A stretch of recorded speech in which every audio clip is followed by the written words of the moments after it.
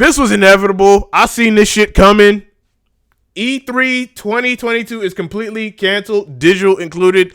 Listen, I'm going to just go ahead and say it. E3 is fucking done, okay? Because PlayStation, Microsoft, EA, Bethesda, Nintendo, they're launching their own shit.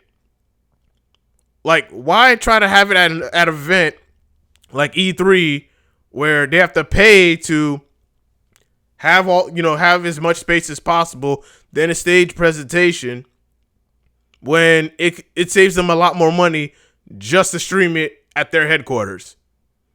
Think about it. It saves them more money to just stream at their headquarters, where they already know they're going to get like 100,000 views on Twitch, on YouTube, and shit like that.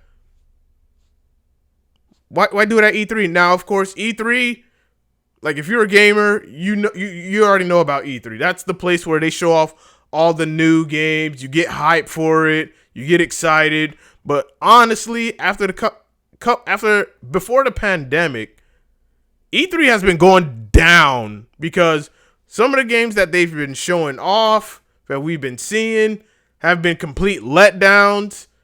Once you finally get the game in your hands and you play it, it's just like, oh, this game's trash. Like, what about all the shit that they showed at E3 about this game, being the way it is? Like, how many of y'all remember E3 when they showed Destiny, Watch Dogs, The Division, Cyberpunk 2077? The list goes on. Your first time seeing a game, seeing a trailer at E3, you get hyped, you get excited, and then come to find out, now that you play the game, it is nothing like what they showed in E3. Nothing. It's been nothing but a giant smoke show. And me as a gamer, I would love to go to E3, meet other gamers, meet other content creators, and be able to see the shit live and in person. But after years of just being finessed, literally, all of us being finessed by, these awesome, especially Anthem. Now I remember Anthem being shown at E3. I was like, yo, this shit look hype. It looks dope. And to come to play the game or the beta at least and be like, oh no, this is some dog shit. Like, no, this game is trash. Like, fuck that. Nah, what they showed us at E3 ain't nothing like how you playing it when you first get your hands on it. Nope. And then, of course, games that they show, oh, this game's not going to come out until 3, 4, 5 years later down the line. So I'm like, yo, so what the fuck you showing this shit for? Why? Well, why are you showing this? If you're gonna showcase a game, I don't want to see a game that's in development. Show me a game that's going to be released this year. Don't just show me a game that's just going to be like, oh, we're developing this game, it's in the early stage. Like, nah, bruh. Nah. Show me a game that you putting out this year. And I believe very few games succeeded in doing that. But I think the one game that they showcased it and then they released it the same year was Fallout 4. They showed it at E3, very first trailer. Hey, this is coming out this year. So I'm going to give them props for that. But seeing this, that E3 completely canceled, I'm just like, I ain't surprised. All the other gaming publishers, companies, and whatnot, corporations, they're doing their own shit online at their headquarters. They ain't got to spend money to go to California to set up a booth, a stage, and have their event. It sucks for gamers to, wanting to come out and see the game live and in person, because that's the culture that E3 has accumulated over the years. But with this generation of games, and then of course you have games being released broken, not finished, not having a lot of content, literally pay to win, bunch of microtransactions. It's like, it's hard to get hype for a game unless you know it's by a publisher, it's by a company that is very well respected, that that they not finna release some bullshit. Like, Elden Ring. But reading this article, I'm gonna go ahead and read a few. Read it a few. E3 has been completely canceled this year, IGN reports, with further confirmation by VentureBeat. In a statement to VentureBeat, the Entertainment Software Association, which organizes E3, said the following. We previously announced E3 would not be held in person in 2022 due to the ongoing health risks surrounding C-19. Today, we announced that there will also be no digital E3 showcase in 2022.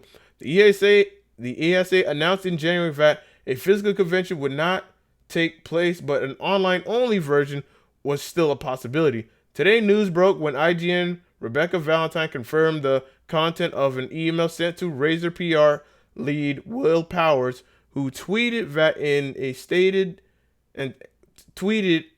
stated a digital E3 was no longer happening as well. It appears these emails were sent to all of the ESA partners prior to the announcement. So pretty much all the other big gaming corporations and companies, they backed out. They're just like, what's the point? We don't need an E3. Or honestly, I would have used E3 as an opportunity. Like if I was the creative mind behind E3 and I'm running the show, I would use E3 to highlight indie games. I'd use it to highlight indie games. Instead of the big AAA games, I would highlight the indie games. That would suffice. Because honestly, if you think about it now, with all the games that we've been playing, some of these AAA games have been complete letdowns. Some of them, not all of them. Some of them have been let down.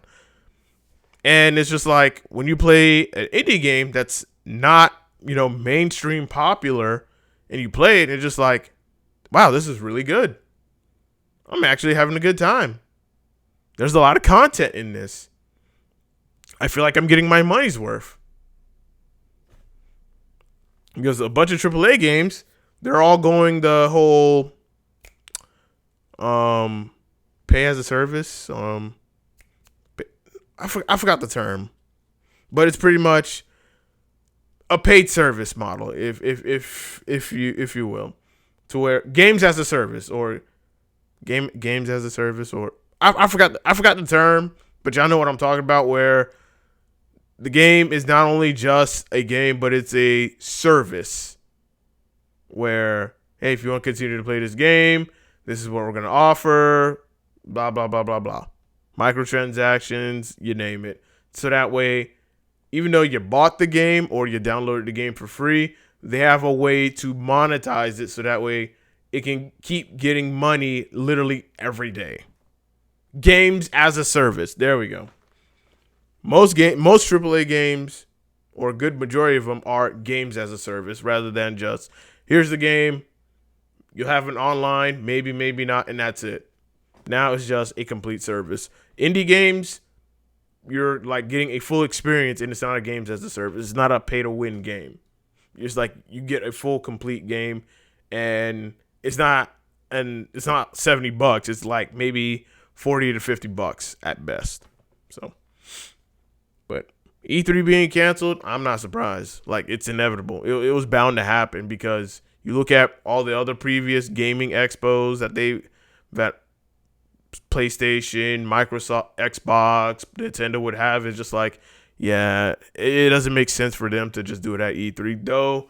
It's for the entire gaming community all around the world to witness and be a part of, because that's the culture that it cultivated throughout the years.